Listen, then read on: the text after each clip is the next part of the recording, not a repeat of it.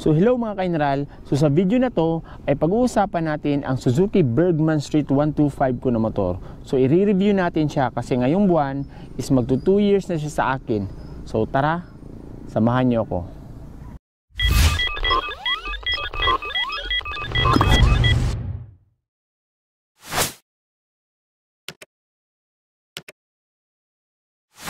So mga ka-Inral, ito ang ating unit no na Suzuki Bergman Street 125 version 2. So disclaimer lang no, ang lahat ng aking sasabihin ay batay lamang sa aking sariling opinion at karanasan sa paggamit ng motor na to. So kung may sarili kayong mga experience or idea, pwede nyo ring i-comment down below sa video na to. So unahin natin ngayon yung mga ginawa ko or yung ginawa kong maintenance sa loob ng 2 years sa motor na to. So mga ka-Inral, ang ginawa nating maintenance sa motor na to, regular naman yan, is unang-una yung change oil niya tsaka change gear oil. So nagti-change oil ako every 1,000 or 1.5 kilometers ng odo nito.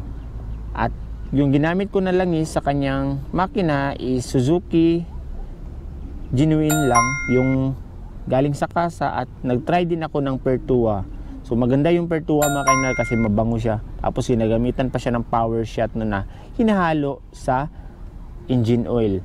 And then dito naman sa kanyang gear oil mga ka-Inral yan. So gumagamit ako dyan ng SGP rin at saka yung sa Pertua yung pinalit ko ngayon, yung latest.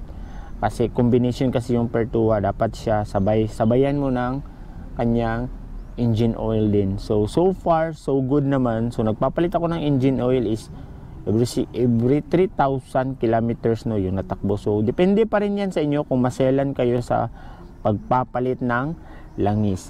And then mga ka-Inral, nagpalit na rin ako ng bola nito. So yung pinalit ko is same pa rin ng stock mga ka-Inral no, is GP. At saka ang belt nagpalit na rin ako kasi nasali ko to siya sa endurance. Kaya yun, pagkatapos noon is parang nagka-diferensya na ang bola, kaya nagpalit ako. So ang odo pala nito mga ka-Inral ngayon is nasa, ito check natin ha para makita ninyo.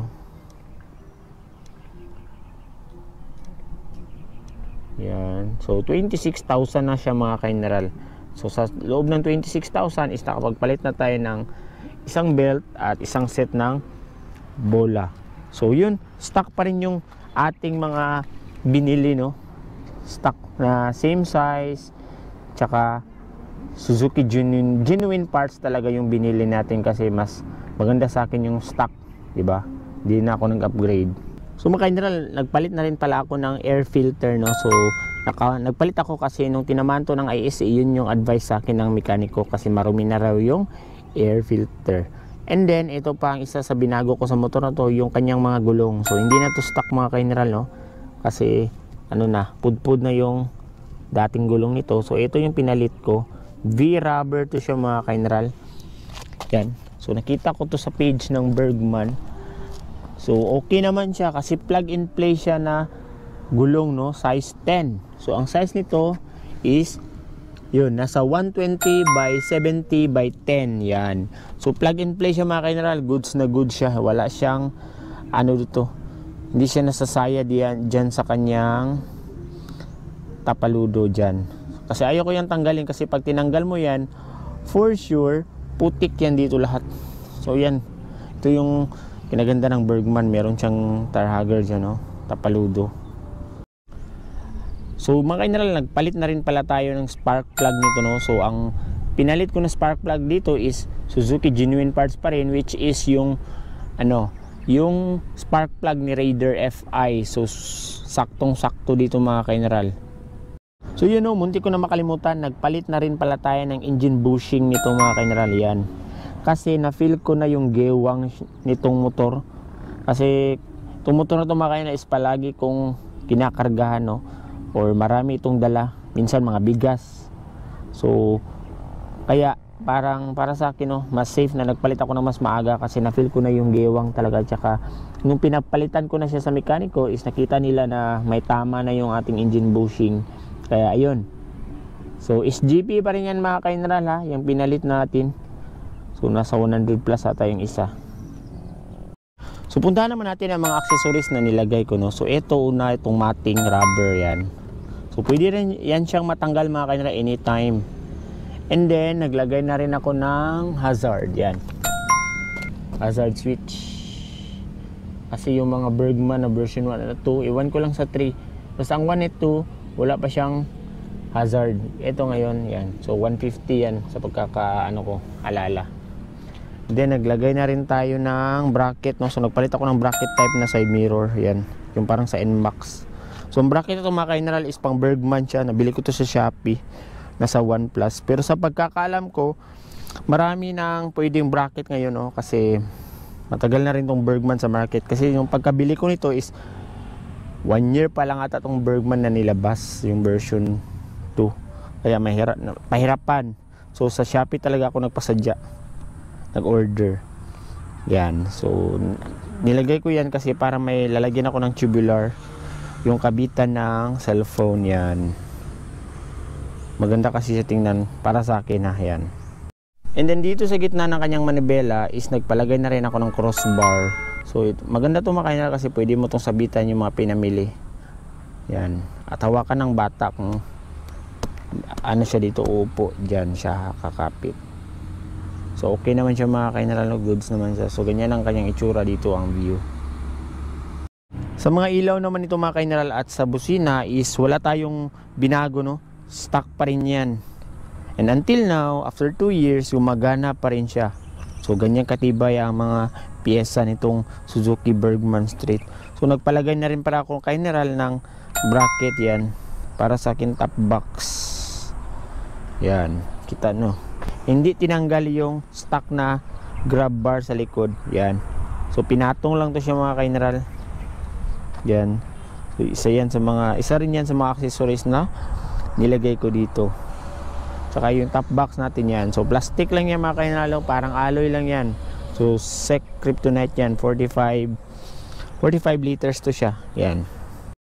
So ngayon pag-usapan naman natin yung mga problema na na-encounter ko sa motor na to within that 2 years, no, na paggamit ko sa kanya. So isa lang naman yung naging problema ko sa motor na to, yung pinakasikat na ISE nito. Yun.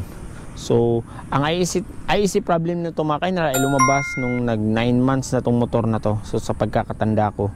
And then, bumalik siya 4 na beses. So, 4 na beses din ako nagka-problema. So, parang na-discourage ako nung bumili ako ng motor na to agad mga kainral. Kasi, within that 9 months, no, nagka-problema na siya kasi unlike sa iba kong mga nagamit na motor is matagal bago lumabas ang problema or at least 1 year. Pero, yun pala mga kainral is napakadali lang pala nung solusyonan. So wag ka agad magpanik. So kasi ako dati nagpanik ako. Kaya pabalik-balik ako sa mekaniko. Pagkatapos bayad ka. So ako nag-search ako sa Facebook, sa YouTube kung paano siya ayusin. So may nakita ako mga videos na ginagawa sila Sir Mel at yung ibang mga vloggers na may Bergman. So ngayon ako na lang mismo ang umaayos nito mga kainral. Bumili ako ng sarili ko mga tools, no. So madali lang pala siya mga kainral ang pag-ayos ng ISE. So ngayon ang ISE nito is stock pa rin yung mga spring niya sa loob. Yan. Kasi kailangan mo itong buksan. Ito dito, ito. Yan yung mga bolt na dapat mong matanggal yan. Yan. So, meron din yan dito sa ilalim. Dito banda. Yan. So kapag nabuksan mo na yan mga kainral, spring lang naman yung problema dyan eh. Para siyang nagsa-stack up. So kailangan mo lang siyang ikutin, tsaka ipasok agad dyan mga kainral. At yun, babalik na siya, no? So ganun lang pala kadali mag-ayos ng Bergman. Kasi nung dati, nung unang mga problem na na-encounter ko, nung unang paglabas nito, sa third time, at first time, second time, is nagpanik talaga ako. Dinadala ko kaagad sa kasa. So ang charge nila is sa 250 to 300. So isipin mo yun, no? So kung binili mo na lang yun ng tools mo, hindi pa aabot ganun kalaki. Tsaka so far naman sa fourth time na pag-ayos ko sa ISE nito is hindi na siya bumalik, no? Kaya ngayon hindi na ako takot kahit na ISE problem kasi alam ko na kung paano siya ayusin. So ang iba marami silang pinapalit, basta ako pag lumabas siya, so ready naman yung tools natin. So kapag magka-IAC problem ka naman is makakauwi pa naman ang motor mo as long as pinipiga mo yung silinyador. So yun. So ngayon mga kainral, ang katanungan natin, sulit ba ang Bergman sa loob ng 2 years? So para sa akin mga kainral na walang kabayas-bayas, sulit na sulit. Kasi napakarami ng kaya nitong ikarga. Kita nyo yung gulay board, kayang-kaya isang sakong bigas dyan. Mga tubigan, 2 tubigan dyan kaya, tapos dito pa. Tapos ito pang kanyang underseat compartment na napakalaki, no? Yan. So para sa akin mga kainral, sulit na sulit yung pagbili ko nito na nasa presyo pa ng 77,000, no? Sa pagbili ko. Kasi ngayon, pumapalo na to sa 80,000. Pero sa pagbili ko dati is nasa 77,000 lang siya. So goods na goods siya mga kainral. At isa pa, napakatipid din ito sa gasolina. At para sa akin, no, yung motor na to is malakas din yung torque nito kahit nasa 125cc lang siya. At napasali ko na to sa endurance na may 500 kilometers na takbuhan. So napakaganda mga kainral. At kung kayo ay nasa pagninegosyo, delivery services, or sa motorcycle taxi, ay napakasulit din ng motor na to mga kainral, no? So aside sa pwede siyang kargahan, marami rin siyang utility hook yan, no? Isa. So, meron pang isa dito. And then meron na rin tong doon sa kanyang pocket, malalim yung dalawang yan. So pwede yung cellphone, yung isang tubigan na maliit. At saka may saksakan rin yan ng inyong cellphone kung malulubat kayo. So yung USB. So ang version 2 is kailangan pa siyang bilhan, no? Iwan ko lang sa mga bagong version. So itong version 2 is need mo pa bilhan ng adapter. Pero mura lang naman yan, kaya goods na goods to mga kainral. Sulit na sulit, matipid sa gas. Kung sa forma naman is depende pa rin yan sa tao, no? Kasi ano naman yan siya, subjective. So depende na sa iyo kung nagagandahan ka o hindi sa motor na to. Pero para sa akin, sulit na sulit siya. Ginagamit ko siya panggala, inaakyat ko siya sa bundok. Pero hindi ako pinahiya ng motor na to mga kainral. And then isa rin sa maganda sa motor na to is meron pa siyang kickstart. So kahit na FI na siya, is may kickstart pa rin siya. Tsaka napaka-pogi ng kanyang mga ilaw sa likod yan. So all LED na yan, maliban sa kanyang turning lights. Pero intact na siya mga kainral, no?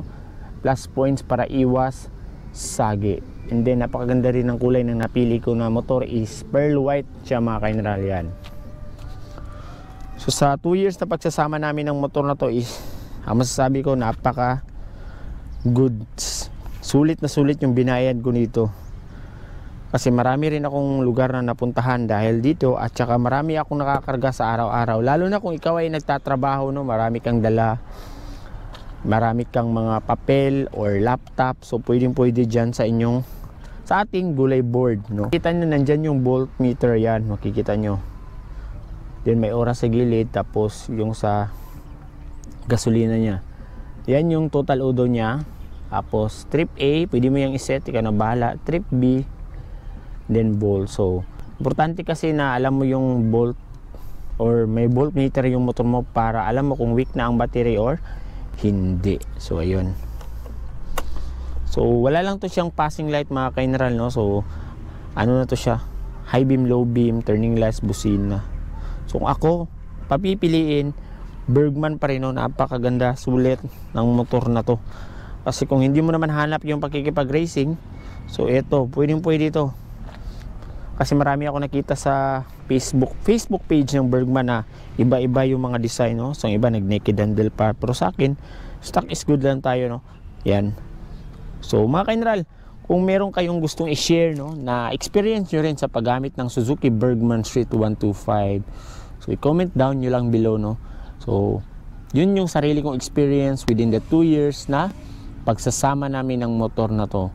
So again, kung umabot ka sa part ng video na to is gusto kong magpasalamat, no, sa patuloy na panonood at suporta ng aking videos. So again, shout out sa inyo mga kainral, sa aking mga followers dyan sa Facebook page at subscribers sa aking YouTube channel. So again, ride safe. Bye bye.